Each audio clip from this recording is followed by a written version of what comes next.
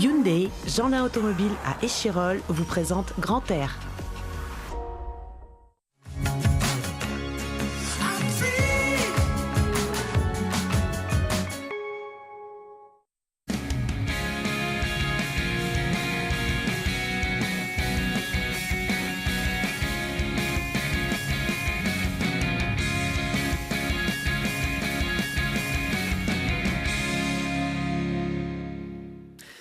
Respirez à fond, c'est Grand Air, le magazine de la montagne et des sports de pleine nature de Télé Grenoble. Aujourd'hui, au programme de cette émission, du ski et du snowboard de pente raide dans le massif du Karakoram au Pakistan, un retour sur 2 siècles d'histoire et de drame en montagne et la présentation des rencontres ciné-montagne de Grenoble, 20e du nom. Et pour parler de tous ces sujets, j'ai sur ce plateau Virginie Lacroix, bonjour. Bonjour. Coordinatrice et programmatrice des rencontres ciné-montagne qui auront lieu du 6 au 10 novembre au Palais des Sports de Grenoble et qui fêtent leur 20e édition. En face de vous, Rémi Bernard, bonjour. Bonjour. Rémi qui est notamment réalisateur de films de montagne. Avec vous, on va comprendre la difficulté de votre métier quand une histoire ne se passe pas comme prévu. Il faut quand même en faire un film derrière. À côté de Rémi, Thomas Delfino. Bonjour Thomas. Bonjour. Thomas, c'est un snowboarder professionnel à l'affiche de Zabarda. C'est un des films qui sera projeté pendant ce festival, un film qui retrace votre expé mené en avril dernier dans les montagnes du Pakistan en Himalaya. Vous êtes allé tâter du 50 degrés.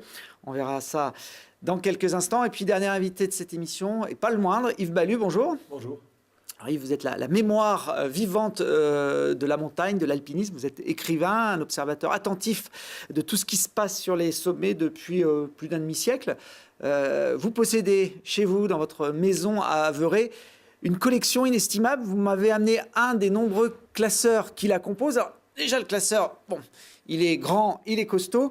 Et à l'intérieur de ce classeur, en l'occurrence, on peut trouver ce type d'illustration.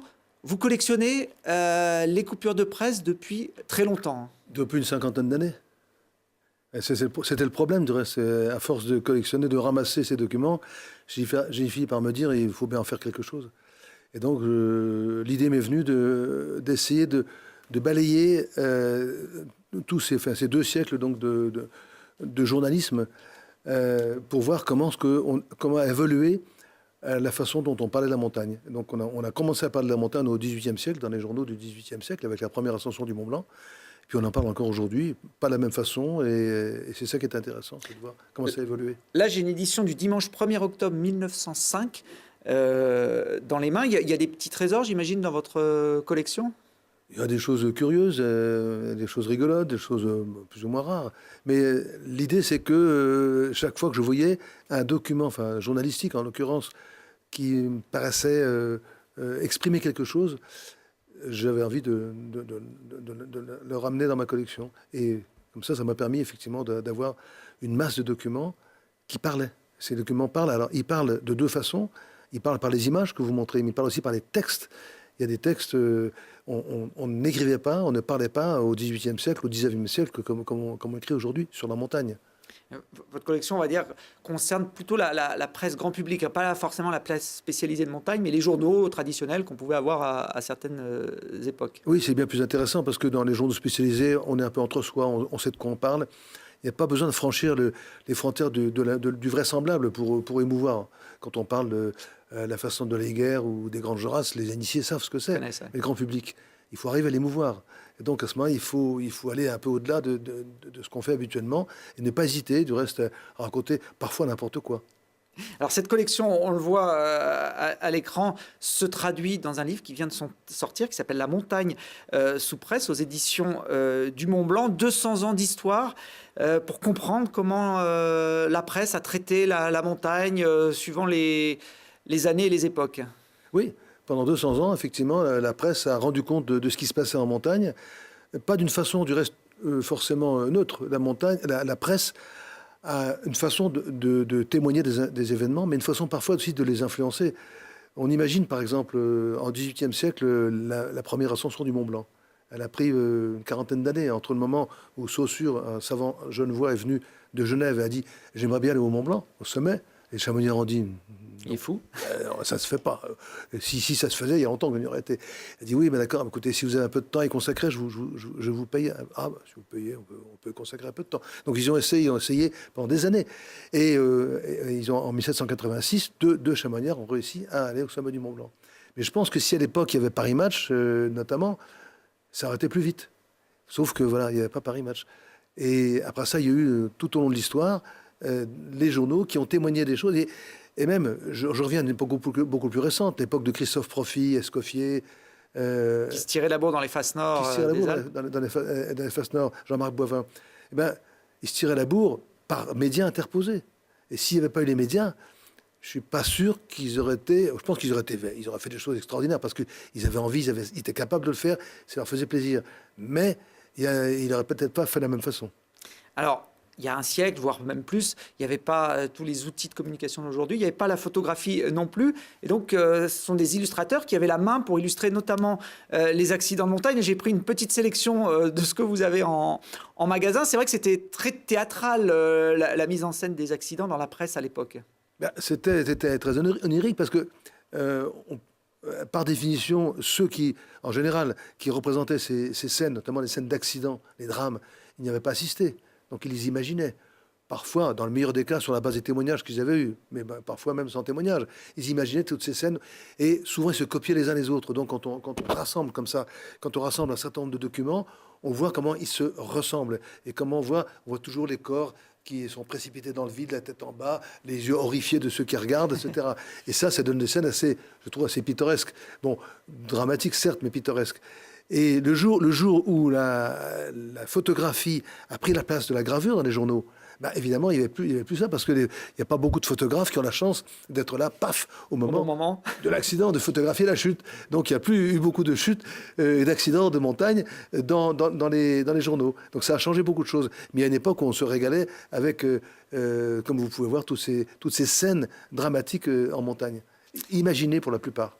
Alors tous ceux qui s'intéressent à l'histoire de l'alpinisme ont en tête justement ces images d'illustration, notamment sur la conquête tragique du Cervin. C'était le 14 juillet 1865. Le Cervin, c'est un des sommets les plus hauts de la Suisse. C'était une montagne inviolée à l'époque.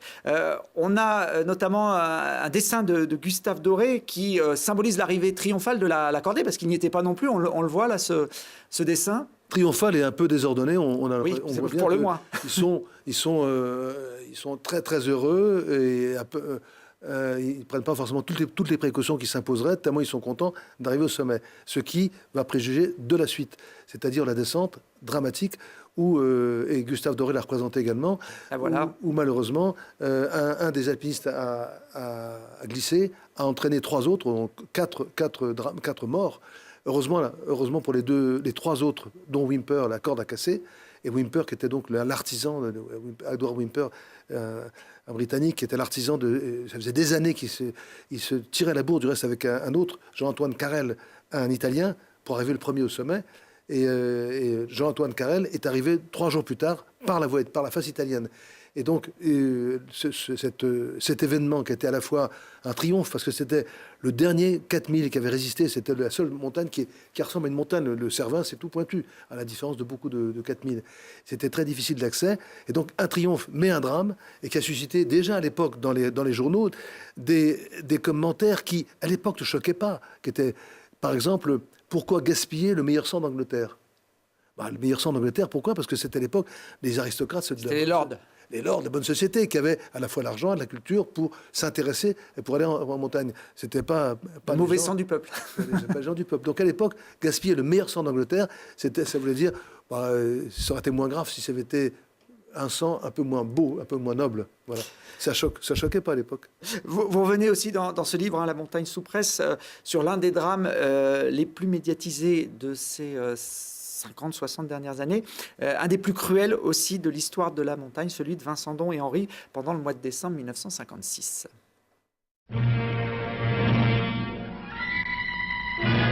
Pendant de longs jours, des regards angoissés sont restés fixés sur les pentes du Mont Blanc. Le 27 décembre, Chamonix avait été alerté. 2 alpinistes, Vincent Don et Henri, se trouvaient en péril. Une tempête de neige noyait la montagne. Enfin, on les avait découverts à la jumelle, vivants. Depuis 4 jours et 4 nuits, ils résistaient à la neige et au froid. À la première éclaircie, les hélicoptères partirent.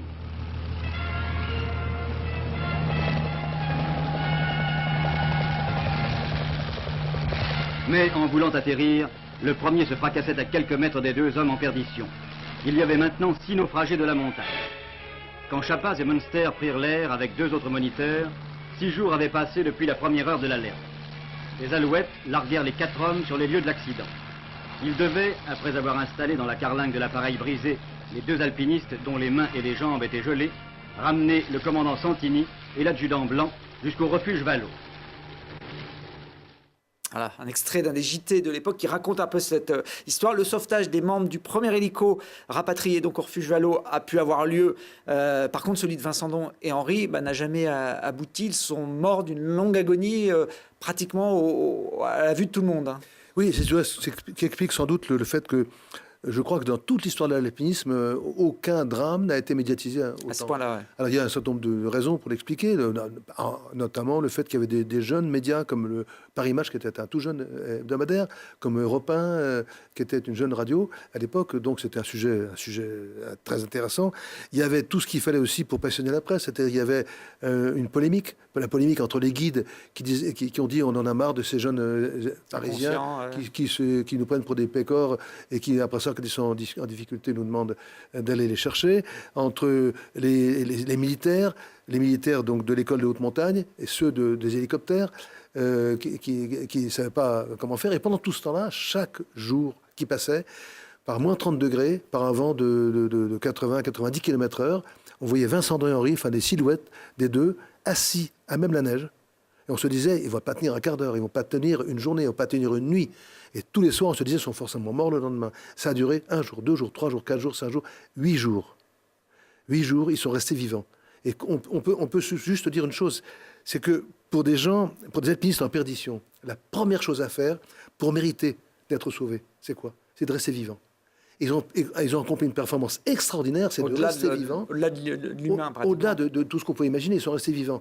Et pendant que les gens se disputaient, pendant que l'hélicoptère qui est venu les secourir a capoté à 20 mètres d'eux, pendant qu'on les a pris en photo, encore vivants, mais des morts vivants, on les a allongés dans la carcasse d'hélicoptère, on leur a dit on va venir vous chercher. On la voit cette photo-là. Cette photo, on les voit complètement gelés, ils avaient les mains comme des mains. Et on a dit on va venir vous rechercher. Et on n'a jamais pu les rechercher. On a retrouvé 3 mois plus tard les cadavres. On a retrouvé le cadavre de Vincent Don allongé là où on l'avait laissé. Et celui de François-Henri, agrippé à la porte de la carcasse d'hélicoptère, en train d'essayer de sortir. Il est mort en essayant de sortir, probablement après avoir vu que son copain était mort, et pour dire « je suis encore vivant, venez me chercher ». On voit là les nombreuses coupures de presse que vous avez conservées qui relatent cette époque. Vous y avez d'ailleurs consacré un livre entier à ce drame de Vincent Don et Henri. Oui, c'est une histoire qui méritait, effectivement, ça s'appelait l'affaire Vincent Don et Henri. Et j'ai voulu savoir ce qu'il y avait derrière cette affaire, notamment qui étaient ces deux alpinistes, François-Henri et Jean-Vincent Don, leurs familles, leurs amis, etc. Et j'ai fait pendant 2 ans. J'ai retrouvé à peu près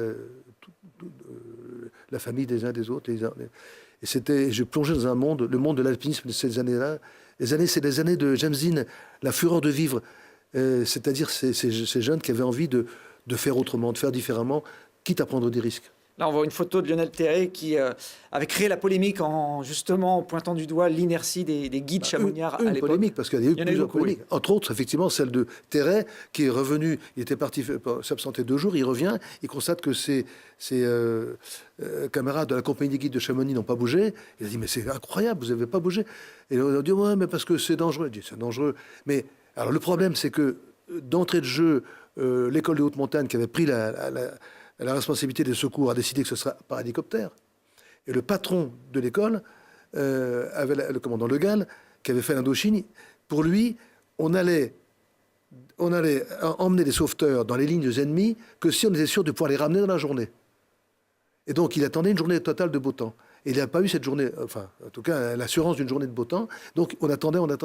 Et on s'est dit, mais si le premier jour, on était parti par voie terrestre, en 2 jours, on y serait arrivé. Et donc, la conclusion, en tout cas, que moi je tire de cette affaire, et c'est la raison pour laquelle, sans doute, elle a eu un tel retentissement médiatique, c'est que Vincent Henry était sauvable.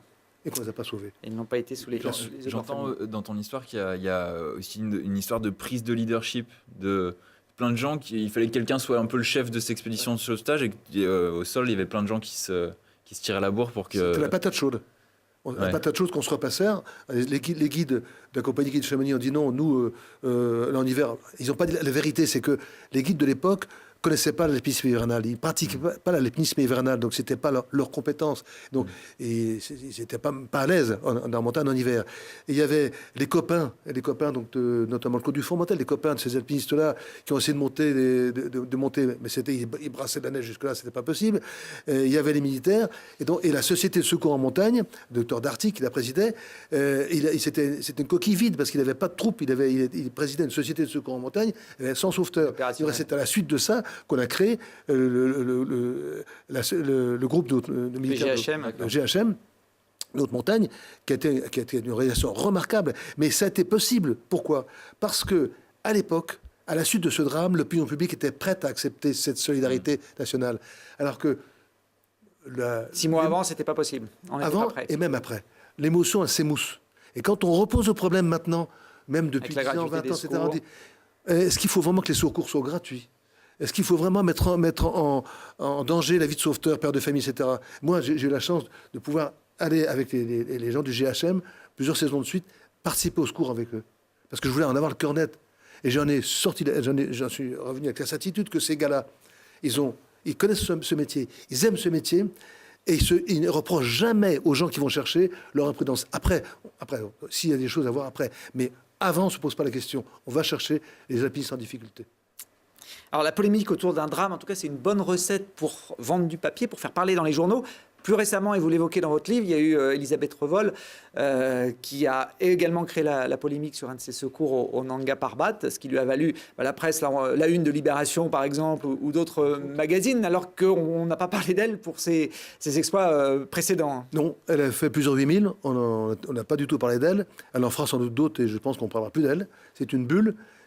Et alors que on constate que la montagne dans les journaux, je parle toujours des journaux de grand public, ça passionne plus tellement, les rédactions en tout cas. Et après Christophe Profit, Escoffier, Boivin, Destivelle, les exploits les plus extraordinaires. Arnold qui a fait cet été la Walker en 2 heures 4 minutes. C'est quelque chose d'inimaginable. Ça n'a pas fait la une des journaux. Alors, qu'est-ce qui s'est passé avec Elisabeth Revol ? Il y avait les ingrédients. Il y avait un drame, il y a eu un mort, il y a une polémique, il y a un exploit, parce qu'aller chercher Elisabeth, là où elle était, c'était un exploit. Et il y a eu, en plus, un peu de temps pendant lequel ça s'est passé. Donc, on a eu le temps de suivre ça. Donc, c'est tous les ingrédients qu'il faut pour que la presse... ça a fait le buzz. Et la presse s'est emparée de ça. Mais c'est une espèce de bulle médiatique. Je ne suis pas sûr qu'il y en aura encore beaucoup d'autres parce que je ne sais pas comment on peut faire pour convaincre les rédactions de se passionner pour la montagne maintenant. Vous parliez de Danny Arnold au Grand Joras. On a quelques images de cet exploit. Effectivement, gravir la face nord des Grandes Joras en un peu plus de 2 heures. C'était cet été. Mais c'est vrai que c'est passé pratiquement inaperçu, c'est surprenant. C'est même étonnant qu'une performance. Imaginez un peu, il a gravi la Walker, qui est quand même une course. On mettait 3 jours à une certaine époque quand on était un très bon alpiniste. Le premier qu'il a c'est Cassin. Ricardo Cassin en 1938. Et du reste, pour l'anecdote, à l'époque c'était 1938. Cassin, les journaux à l'époque ont relaté cet exploit et la façon de la guerre la même année, la première façon de la guerre par des Allemands, Eckmayer et ses compagnons. Et j'ai trouvé ce commentaire dans un journal de l'époque. L'ascension de l'Eiger et des Grandes Joras ont été réussies par des Allemands et des Italiens parce que c'est le nazisme et le fascisme qui ont donné une nouvelle trempe à la jeunesse. Danny Arnold, il a aussi une nouvelle trempe. Il ne doit pas au nazisme ni au fascisme, heureusement. Ni à la pression médiatique, puisque non, voilà, pas du tout. Il a fait cet exploit. Je me pose la question de pourquoi vous voulez que la montagne fasse des premières, parce qu'effectivement, si la montagne fait une une, c'est que soit c'est exploité par un régime politique qui veut mettre en avant les surhommes prétendument. Soit il y a un drame terrible Ou pour Elisabeth Revol, je crois qu'il y a eu en plus un espèce de dérapage émotionnel qui a été exploité par les médias. Absolument. Mais sinon, aller faire le sommet d'une montagne, aujourd'hui où tous les sommets ont été faits, ça intéresse les montagnards. Il n'y a plus de quoi faire une une. Oui. Ou alors il faut... Oui, mais c'est une excellente question, si je peux me permettre. Parce que si on se reporte en arrière, il y a eu une tornade médiatique extraordinaire au moment de l'Annapurna, 1950. Bon, 1950, première ascension donc d'un 8000. Et on avait été au-dessus de 8000 avant, mais c'est la première ascension d'un 8000 par Herzog et ses compagnons. Une tornade médiatique. Pourquoi? Parce qu'il y avait eu une orchestration, très bien faite du reste, qui avait fait ça, de ça une expédition nationale. Et donc c'était une conquête, c'était l'impisme colonial. C'était la France qui allait poser le pied sur un sommet de 8000. Et toute la France a communié à ça. C'était une conquête nationale.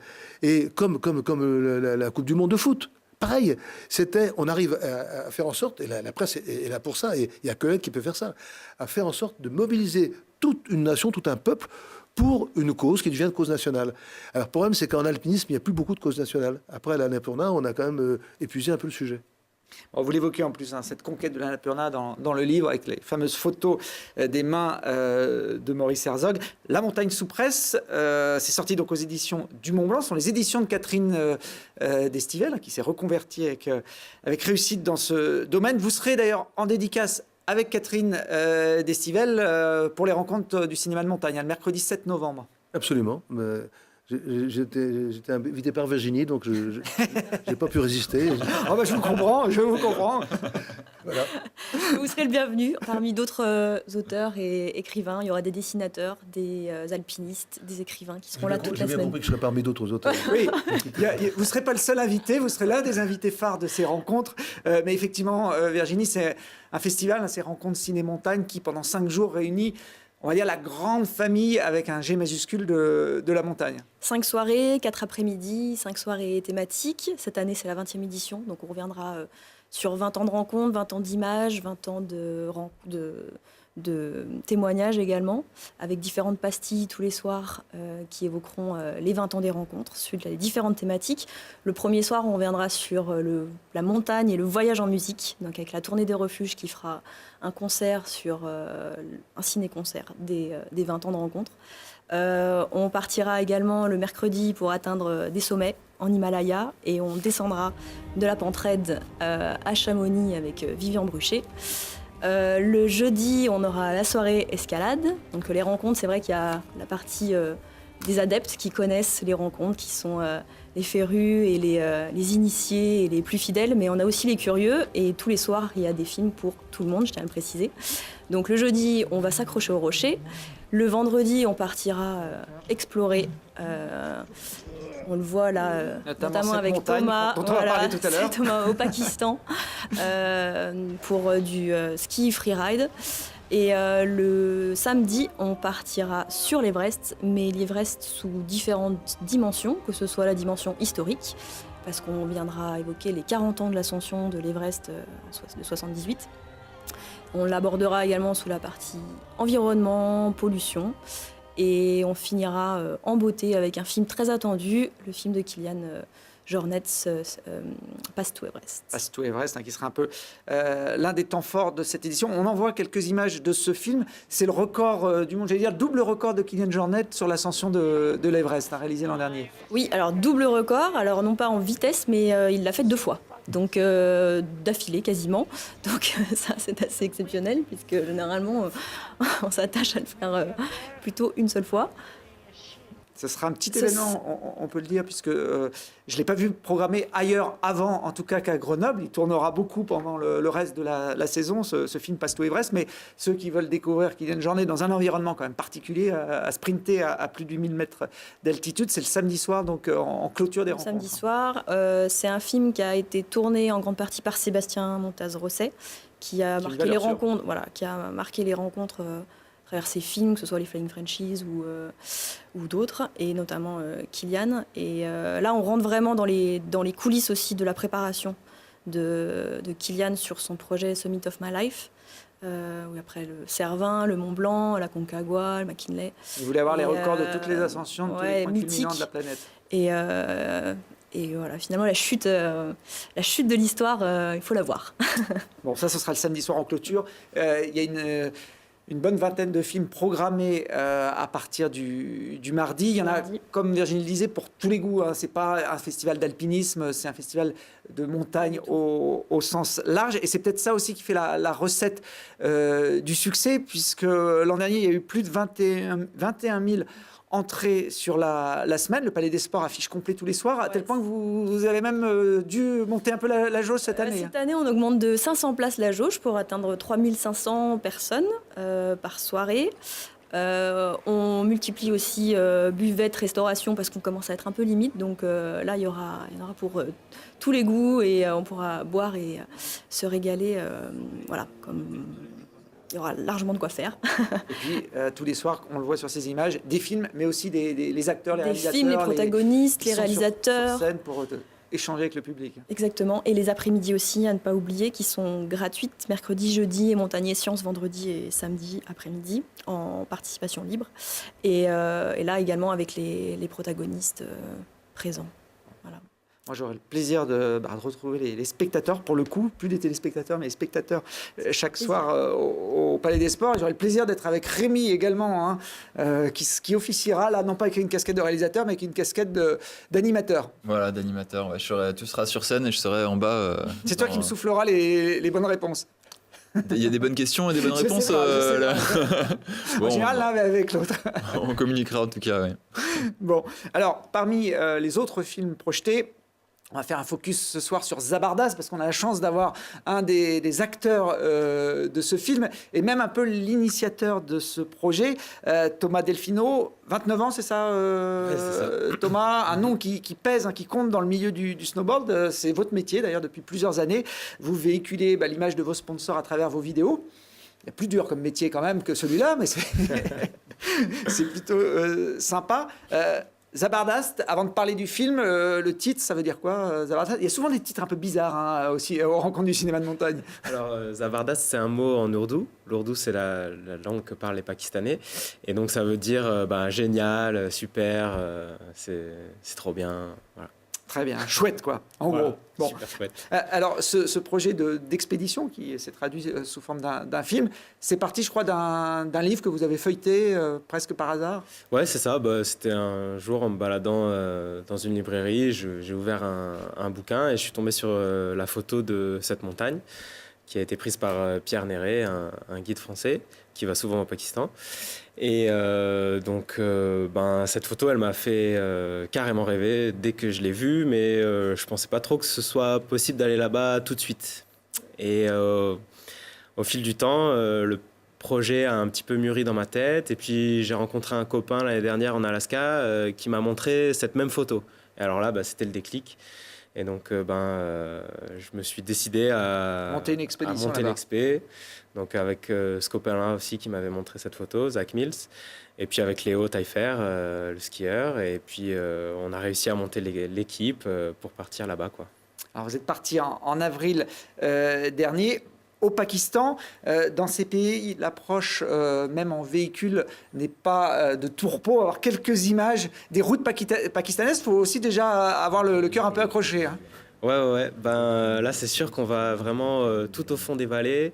Donc, le départ du trek pour rejoindre la montagne qu'on avait comme objectif, il y a déjà 4 jours de voiture depuis Islamabad. Et les routes, ça n'a rien à voir avec ce qu'on peut trouver dans les Alpes. Hein. C'est des pistes toutes défoncées, à flanc de montagne. Faut pas trop rouler sur le bas-côté. Ouais. Hein, ça fait peur, ouais. Ça fait peur, voilà. Mais de toute façon, pour aller vers ces sommets mythiques là-bas, un peu plus loin, il y a le K2, tout ça, c'est cette route-là qu'il faut prendre. Donc, on n'était pas les premiers à aller là-bas. Hein. Il y a beaucoup de monde, beaucoup d'alpinistes qui passent par cette route. Alors vous êtes parti avec un petit groupe, mais en autonomie complète, hein, sur un parcours à peu près de 150 km, c'est ça, sur des altitudes à plus de 4000 mètres, 360 kilos. On utilise ce genre d'instrument pour traîner un matériel comme ça? Donc on utilise des grosses luges qu'on charge, hein, et puis qu'on traîne. Alors là, l'itinéraire qu'on avait choisi, il se prête particulièrement bien à ce mode de transport parce que On est sur un immense glacier pour la plus grande partie de l'itinéraire et c'est un glacier qui est assez plat, qui monte tranquillement jusqu'à un col. Puis ensuite, on redescend, pareil, c'est jamais trop raide. Par contre, sur les côtés, c'est bien raide. C'est les côtés que vous allez aller chercher. Voilà. On vous a vu là en ski de randonnée. Vous êtes snowboarder, donc vous n'avez pas trahi votre spécialité. Vous étiez avec un snowboard. Comment on fait de la randonnée en snowboard? On utilise un splitboard. Donc vous en avez amené un. Donc pour ceux qui n'ont jamais vu un snowboard se décomposer en direct sur un plateau de télévision, Thomas va nous faire une petite démonstration. Donc ça, c'est un split. C'est pas un vrai c'est pas un snowboard classique, on va dire. C'est un snowboard qui permet de faire de la randonnée, donc en pot de phoque, comme avec des skis. On a des petits crochets par ici, par là, et puis surtout on a un système de fixation super ingénieux qui se glisse comme ça. Normalement, ça marche pas, ça, quand on le fait en direct à la télé. Mais bon, là, on a préparé le coup. Et après, hop là. Voilà, on a l'équivalent de deux paires de donc on les met dans l'autre sens pour monter par rapport au quart, pour avoir une meilleure accroche dans les dévers notamment. Et puis voilà. Et donc pot de phoque derrière. Et puis après, ça marche comme des skis de randonnée, un peu plus large. Qu'est-ce qui a inventé ça, c'est toi? Ah non, ça fait longtemps que ça existe. Ça fait une vingtaine d'années que ça existe en fait. Mais c'est vrai que ça fait que quelques années que ça se démocratise un peu. Ça se démocratise. Avec la pratique du ski de randonnée, les snowboarders, ils n'ont pas envie d'être laissés sur le côté. Donc de plus en plus de monde vient au splitboard et c'est top, c'est génial. Et là, ton snow à la descente, il est bien ou... Ah ouais, super. En fait, les fixations, elles permettent vraiment de solidifier la planche et de repartir avec une planche de snowboard. En tout cas, dans la neige poudreuse, tu sens pas la différence. Okay. Après, sur la piste, c'est vrai que c'est pas la même chose. Mais dans la neige poudreuse, il n'y avait pas de piste, du coup. Non, il n'y avait pas de piste. Non, pas vraiment, ni de remontée mécanique. D'ailleurs, partir en expé dans ces coins-là, c'est accepter des conditions de vie forcément rustiques. On passe un certain nombre de soirées un peu à la dure. Ouais, c'est sûr, mais en même temps, c'est ce qui fait un peu la beauté de ces genres d'expéditions. On est tout seul dans un environnement hostile. On doit faire face à la météo qui est souvent pas avec nous. Sinon, c'est pas marrant. Voilà, donc avec de la neige, avec du vent, avec du froid. Et puis là, on voit les images. Là, Léo qui construit un petit igloo pour être à l'abri et pour avoir un espace un peu plus convivial que dans les tentes. Qui nous permet de se retrouver, de faire fondre la neige pour avoir de l'eau pour tout le groupe et tout ça.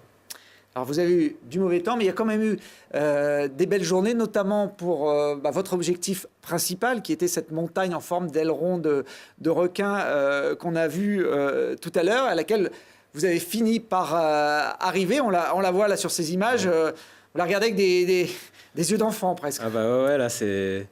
J'en ai des frissons rien qu'à voir les images, donc c'est vraiment... c'était ça l'objectif principal de ce voyage, c'était d'aller chercher cette montagne, la tour nord Biacheraï.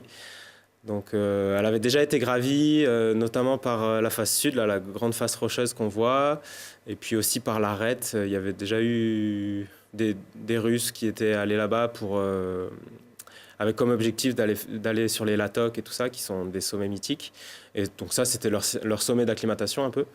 Mais nous, ce qui nous intéressait, c'était vraiment cette face nord, là, très raide, avec ce qu'on appelle des spines, ou des flûtes de neige, si on veut, en français. Des sortes de dunes verticales, on va dire. Ces reliefs assez caractéristiques, là, qu'on aime particulièrement en snowboard et en ski freeride. Et ouais, donc là, c'était le rêve d'être là-bas. Alors avant de descendre une face comme celle-là, il faut la monter. Et c'est tout sauf évident. Regardez cette petite séquence en live, on l'écoute. Léo, pour le reste du groupe, je suis en train de monter. Tom, j'ai beaucoup de respect pour toi, mon ami. Je sais toujours pas si j'ai pris la bonne décision non plus. Je me pose plein de questions. Je monte chaque pas, je me demande si ça va le faire. Je me chie dessus complet, comme jamais j'ai eu peur comme ça en montagne. Je sais pas si c'est bien ce que je suis en train de faire ou pas, si je devrais les suivre ou pas. Allez. Allez. Oh putain, j'ai trop foncé. 1, 2.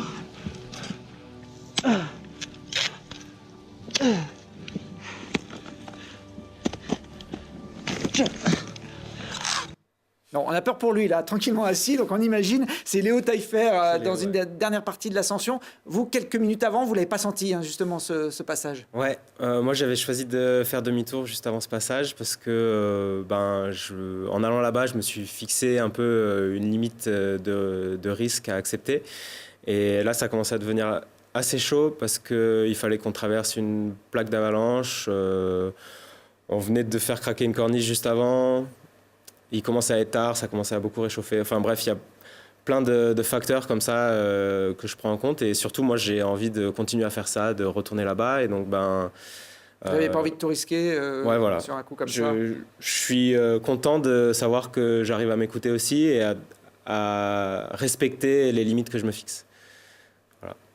D'autant qu'une fois là-haut, le plus simple n'était pas arrivé, puisqu'on va voir quelques images de la descente qui commence par un rappel, tellement c'est raide. Hein. Ouais, et surtout que le haut de la face était en glace, donc ils étaient obligés de descendre en rappel. Ils n'ont pas pu skier le haut, l'entrée dans la face. Donc là, ça déroule, hein, parce qu'on était quand même super bien encadrés par 2 guides de haute montagne, Elias Mirou et Yannick Gradiani. Donc pas des moindres. Et voilà, Léo se sentait vraiment super bien entouré par Yannick et Elias. Donc là, il descend en rappel dans la face, quoi. C'est étonnant de descendre en rappel en ski, ça se fait pas très souvent. Souvent, quand le haut des faces est en glace comme ça, il n'y a pas trop d'autres solutions, quoi. C'est rappel et puis on lâche la corde un peu plus bas. Alors le rappel, effectivement, c'était pour le haut de la face. On va quand même voir, voilà, c'est vrai qu'elle est impressionnante, cette face, elle est belle. On n'a pas forcément envie de se jeter dedans, sauf si on a le niveau de ski de Léo Taillefer, qui lui se pose pas trop de questions. Hein.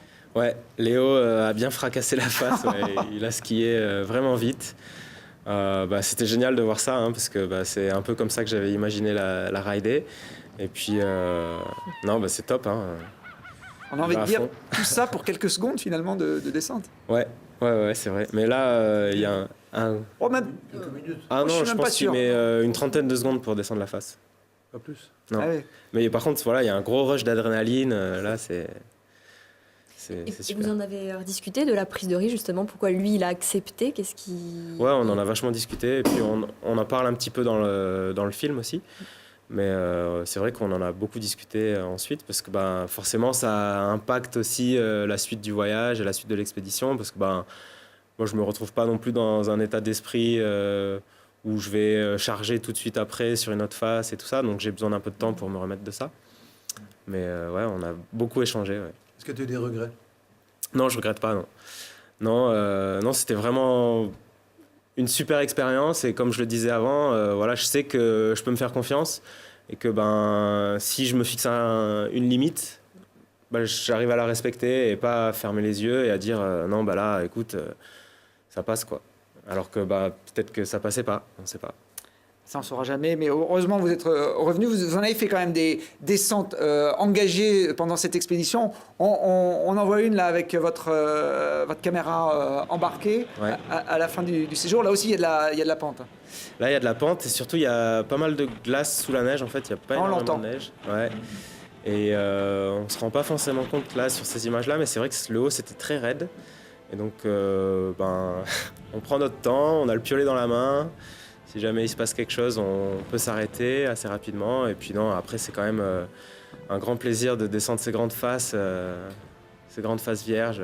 Après, on peut lâcher un peu les chevaux sur le bas, ça fait du bien. Allez, Zabarda, c'est réalisé par Jérôme Tanon et ce sera donc présenté aux rencontres du cinéma de montagne le vendredi 9 novembre. Toute l'équipe sera présente, hein, Ouais, Jérôme Thomas, Tanon, le Léon, réalisateur. etc. Léo, Léo Taillefer seront présents pour échanger Peut-être avec même Elias sera là, je sais pas si... Alors Elias, il sera là pour le NUPC, NUPC, le sur la mercredi. soirée alpiniste le mercredi soir. Mais Bon, on s'il va souhaite le faire revenir revenir. le vendredi, il est bienvenu. Elias Mirou qui a Peut-être été Elias. récompensé par un piolet d'or il y a à quelques fait. semaines pour cette ascension extraordinaire du NUPC qui viendra raconter Ouais. pendant les rencontres. Dernier film dont on va faire la promotion sur ce festival, et pas des moindres non plus, puisqu'il a été réalisé par Rémi. Casquette Rémi. Rémi, là on a vu des belles réussites, que ce soit le NUPC, que ce soit l'expédition de Thomas. Toi, tu as travaillé sur un échec, en tout cas sur quelque chose qui ne s'est pas présenté comme c'était prévu. Alors ouais, c'est un film que j'ai co-réalisé du coup avec Antoine Girard, vu que j'ai filmé aucune image, c'est lui qui a organisé cette expédition au Népal de paralpinisme avec un objectif et qui n'a pas été atteint quoi. Il y a eu un temps vraiment pourri et ils ont pas pu voler. Et donc j'ai rencontré Antoine au hasard des rencontres autour de Grenoble et puis il m'a proposé de faire le montage. Moi je commence dans ce métier-là, j'étais ravi d'avoir une expédition à monter. Et donc voilà, je dérush, je regarde toutes ces heures de vidéo, puis je lui passe un coup de fil quoi. Je fais Antoine, je comprends pas trop, il manque des trucs. Et il me dit non, il y a tout. T'as vu quand même là, il se passe des trucs là aussi. Je fais bah ouais, mais bon, ok quoi. Et donc je commence à faire le montage de cette vidéo, comme j'ai beaucoup de vues de vidéos de montagne, c'est-à-dire que deux alpinistes qui partent à l'aventure, marche d'approche, tout ça, paysage, et puis grande épreuve principale quoi. Et donc je regarde ma vidéo que je viens de monter et je me dis zut, j'aime pas trop quoi. Je m'ennuie quoi. Enfin c'est pas top quoi. Et donc ça a pris beaucoup de temps et pas mal de soutien de 3 potes qui m'ont dit mais fais les choses de ta façon quoi. Et la façon de Rémi Bernard, et ben voilà ce que ça donne. Toujours dans l'attente, ça fait 1 heure. On est mieux là quand même. Il pleut de là. Il pleudra tantôt autant que dehors. Chers spectateurs, je vais pas vous mentir, cette aventure va être un genre de galère. Pour eux, pour moi, et pour vous, en fait, ça va dépendre un peu de moi. Moi, c'est Rémi. Je suis la voix off, le monteur et le co-réalisateur de ce film. Alors, c'est la première fois que je monte un film que j'ai pas filmé moi-même. Donc, pour vous rendre compte, imaginez un puzzle de 10 000 pièces, sauf qu'il y en a certaines qui sont inutiles, d'autres qui sont manquantes, et il y a une infinité de manières de les assembler. Donc voilà, mon boulot à moi, c'est de trouver la manière ou une manière qui vous permettra de passer une demi-heure vaguement supportable. Bon, on rassure le public des rencontres, Virginie, il est plus que vaguement supportable, le film de Rémi. Insupportable, il a été sélectionné, donc... Bon, il a même été diffusé aux Icars du cinéma il y a quelques semaines. C'est quand même pas un métier facile de réaliser des films dont on n'a pas fait les images, dont on n'a pas forcément imaginé le scénario en amont. Quand un réalisateur de cinéma travaille sur un film, c'est souvent lui qui fait les images, qui prévoit le scénario, qui choisit les scènes. Là, on va dire que c'est une démarche assez différente. Oui, et là où j'ai eu de la chance, c'est que Antoine, qui est quelqu'un qui travaille énormément et qui a très peu de temps, avait beaucoup de choses à faire et il m'a dit « Fais-toi plaisir, je te donne carte blanche sur la manière de raconter le film ». Donc j'ai décidé d'intervenir en tant que monteur de la vidéo pour venir commenter, pour aussi en tant que voix off venir taquiner un peu les alpinistes. Et le truc c'est que comme Antoine était concrètement au Pérou quoi, enfin je pouvais pas l'appeler pour lui dire est-ce que ça passe, est-ce que ça passe pas. Donc j'ai été obligé de doser moi-même ce que je me disais si le sponsor d'Antoine l'appelle pour lui dire écoute Antoine là tu peux pas te permettre d'apparaître comme ça à l'écran, c'est qui ce gars qui te commente. Donc voilà, j'ai cherché à doser ça moi-même et à la Coupe Icare, on m'a fait la remarque, on m'a dit mais Rémi, t'aurais pu leur rentrer dans l'art encore plus quoi. Oui, je sais, mais bon. Bon, en tout cas, ça donne un film qui dénote un petit peu par rapport à ce qu'on a traditionnellement dans les films de montagne. L'envers du décor. L'envers du décor, et puis l'humour de Rémi qui apporte également beaucoup. Ça reste quand même un terrain d'aventure extraordinaire, ce qu'ils ont défriché. On voit quelques images du film de l'expédition. Ils sont en train d'essayer de trouver une nouvelle façon de gravir les sommets de très haute altitude en Himalaya. C'est ça, donc ils veulent l'Himalaya, un sommet himalayen, ça se fait en 3-4 jours en faisant des camps intermédiaires. Et eux, ils grillent tous les camps en volant, ils se posent, ils font le sommet, ils reviennent à leur parapente et ils rentrent à la maison. Bon, ça c'est la théorie. Voilà. Dans la pratique, ça s'est pas passé comme ça, même si ils ont réussi à se poser à très haute altitude sur un glacier crevassé. C'est toujours un exercice là très, très périlleux. Bah là, c'est très aléatoire. J'ai discuté avec Julien, donc le compagnon de cordée d'Antoine, qui disait qu'il évaluait à 80% de chances de se poser sur pas une crevasse, sur la neige ferme entre guillemets. Donc oui, ça paraît raisonnable, hein, c'est en soi. En soi, 80% de chance. Bon, ils ont eu de la chance. Voilà. Ensuite, le parapente, ça pose le problème que maintenant qu'ils sont posés, ils ont pas la météo, ils se connectent pas sur Internet pour regarder la météo de leur sommet. Donc, si le mauvais temps arrive, ils se sont posés sur un glacier, ils connaissent pas le chemin pour rentrer. Voilà, donc c'est faut voir la suite de l'histoire ensuite. Il n'y a pas que le mauvais temps. Il peut faire beau, mais le vent peut être ou trop fort ou pas bien orienté. Dans ces cas-là, on ne peut pas décoller. Une remarque très pertinente. D'un parapentiste. La suite, ce sera donc le vendredi 9 novembre hein, pour la soirée Expo, avec la présence aussi d'Antoine Girard qui sera là pour commenter ce film. Un dernier petit mot par rapport à Rémi, puisque comme il a du talent, les rencontres l'ont décelé, et Rémi est en train de produire une petite série, une web-série, en lien avec les rencontres du cinéma de montagne, qui va mettre en scène justement les coulisses et les préparatifs de l'événement. En ce moment, la grande nouveauté au cinéma, c'est la salle 4DX, avec les sièges qui bougent, l'écran immersif, le 3D et même les odeurs. Et ben voilà ce que ça peut donner pour les rencontres du cinéma de montagne. La fanfare, ok. La batucada, pourquoi pas. Feu d'artifice, ouais, ça me plaît. Mais alors, comment tu dis? Mon truc, c'est le IMAX 4DX immersif, Philippe. Il n'y a pas mieux en ce moment. Et franchement, si on touche à ça, on va révolutionner les festivals de films de montagne. Et ça va nous coûter une blinde. On va faire quoi? On va enlever le reblochon sur la tartiflette, peut-être? Bonne idée. Écoute, déjà, on va voir, le public va tester, et après, on avise. Donc, est-ce qu'on va tester les sièges 4DX? Complètement. Vous allez pouvoir découvrir ça, pas aux rencontres, mais du moins dans cette première chronique des rencontres du cinéma de montagne qui ont été tournées par Rémi Bernard. Et voilà, web-série décalée. Et vous trouvez sur grenoble-montagne.com et puis la page Facebook également du festival. Là, on a eu un petit privilège pour passer quelques images en avant-première. Les rencontres, donc c'est du 6 au 10 novembre au Palais des Sports. Il y aura évidemment de nombreux auteurs, dont Yves Ballu pour La Montagne sous presse, des acteurs, des réalisateurs, un animateur, et puis toute une équipe qui organise cet événement en coulisses depuis des mois pour la 20e édition. Merci d'être venu. On se quitte en images avec justement un bout de la bande-annonce de ces rencontres 2018.